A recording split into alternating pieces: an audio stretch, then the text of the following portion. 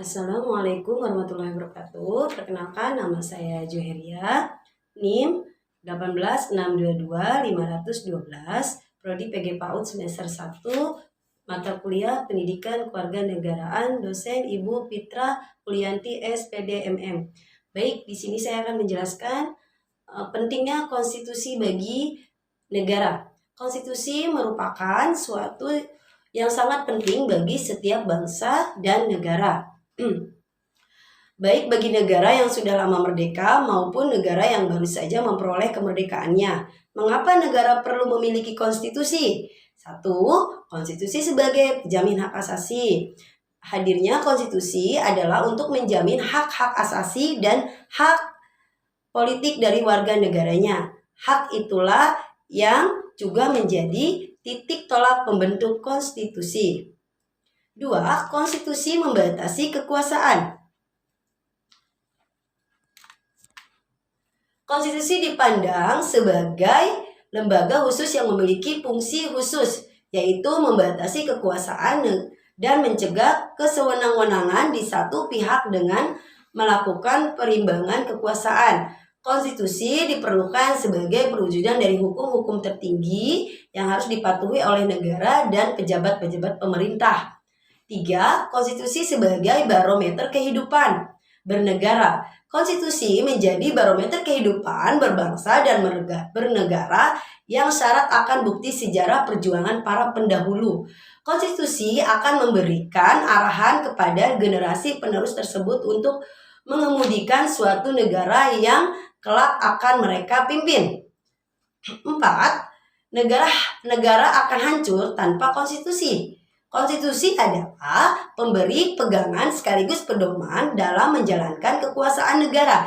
Tanpa konstitusi, sebuah negara tidak akan mencapai tujuan yang sesuai harapan masyarakatnya. Tanpa konstitusi, tidak akan mengatur hak asasi warga negaranya. Hal ini akan memicu banyak konflik di perseteruan karena masing-masing individu berusaha mencapai keinginan tanpa menghormati hak asasi orang lain. UUD 1945 sebagai Konstitusi Negara Indonesia. UUD 1945 sebagai Konstitusi Bangsa Indonesia merupakan dokumen hukum dan dokumen politik yang memuat cita-cita, dasar-dasar, dan prinsip-prinsip penyelenggaraan kehidupan nasional. Cita-cita pembentuk negara yang kita kenal sebagai tujuan nasional tertuang dalam alinea keempat pembukaan UUD 1945, yaitu A. Melindungi segenap bangsa Indonesia dan seluruh tumpah darah Indonesia. B. Memajukan kesejahteraan umum. C. Mencerdaskan kehidupan bangsa.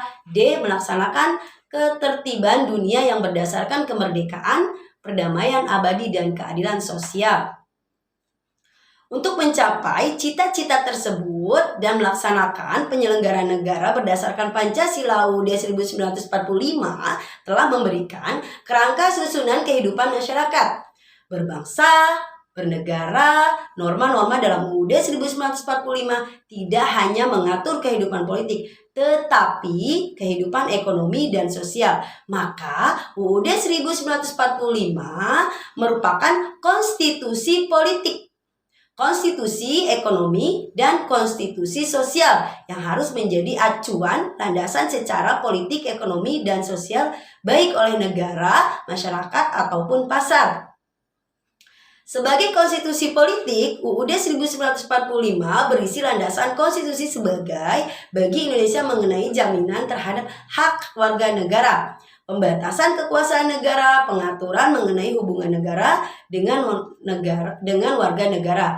Sebagai konstitusi ekonomi, maka UUD 1945 harus dipahami sebagai kebijakan ekonomi tertinggi yang harus dijadikan acuan dan rujukan dalam mengembangkan setiap kebijakan pembangunan ekonomi nasional. Sebagai konstitusi sosial, UUD 1945 mengatur tata kehidupan masyarakat.